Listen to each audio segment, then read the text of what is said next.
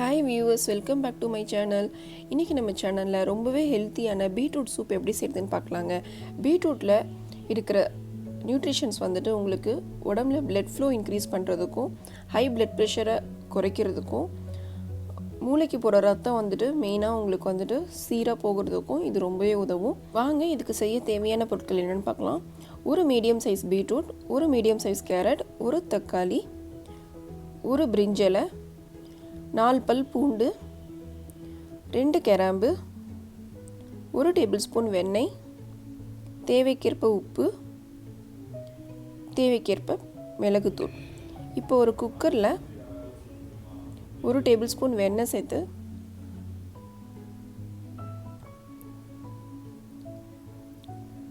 கிராம்பும் பிரிஞ்சலையும் நம்ம ஃபஸ்ட்டு தாளிச்சிக்கலாம்.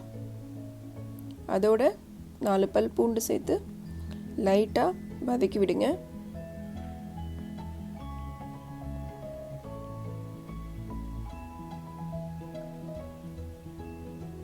இப்போ கேரட் இந்த மாதிரி அரிஞ்சு அதையும் சேர்த்துக்கலாம். அதோட பீட்ரூட்டும் சேர்த்துக்கலாம்.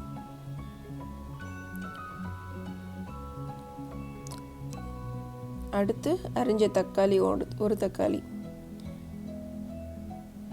நம்ம இதில் கேரட்டும் சேர்த்துருக்கனால உங்களுக்கு இன்னும் டேஸ்டியாக இருக்கும்.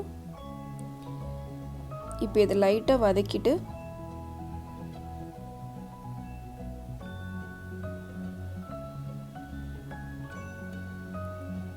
ஒரு 1.5 கப் தண்ணி சேர்த்து குக்கரை மூடி நம்ம ஒரு 3 விசில் வேக விட்டுக்கலாம்.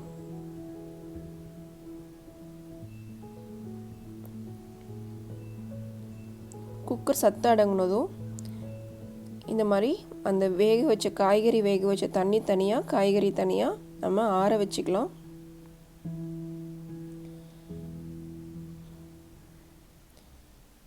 அந்த தண்ணியை நீங்கள் தனியாக எடுத்து வச்சுக்கோங்க, பின்னாடி யூஸ் பண்ணிக்கலாம். இப்போ இந்த காய்கறி நல்லா ஆறட்டும். ஆறினதுக்கு அப்புறமா அதை ஒரு பிளெண்டரில் நம்ம ஸ்மூத் பேஸ்ட்டாக அரைச்சிக்கலாம்.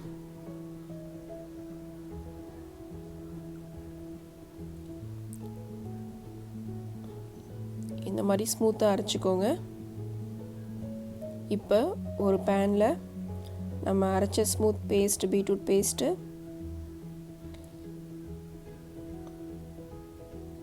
அதோட இந்த சூப்புக்கு தேவையான அளவு தண்ணி சேர்த்துக்கோங்க. நம்ம ஆல்ரெடி காய் வடித்து வச்சுருக்க தண்ணியும் இப்போ சேர்த்துக்கலாம். இதில் ரொம்ப தண்ணி ஊற்ற வேணாம். உங்களுக்கு அந்த சூப்போட கன்சிஸ்டன்சி வர அளவுக்கு மட்டும் கரெக்டாக தண்ணி சேர்த்துக்கோங்க. இப்போ இதில் நல்லா ஒரு 5 நிமிஷம் கொதிக்க வைப்போம். இது நல்லா கொதி வரும்போது இதுக்கு நம்ம என்ன உப்பு சேர்த்துல, இதுக்கு தேவையான அளவு உப்பு சேர்த்துக்கலாம். இந்த சூப்புக்கு தேவையான அளவு. அதோட பெப்பர், நீங்கள் பெப்பர் பவுடர் இருக்குன்னா நீங்கள் டைரெக்டாக பெப்பர் பவுடர் சேர்த்துக்கோங்க. இதில் நம்ம வந்து பீட்ரூட் ப்ளஸ் கேரட் சேர்த்து செஞ்சுருக்கனால ரொம்பவே டேஸ்டியாக இருக்கும். நீங்கள் வந்துட்டு எக்ஸசைஸ் பண்ணிட்டு வரவங்க இந்த சூப்பை குடிச்சிங்கன்னா உங்கள் உடம்புக்கு ரொம்பவே நல்லது, ரொம்பவே டேஸ்டியாக இருக்கும்.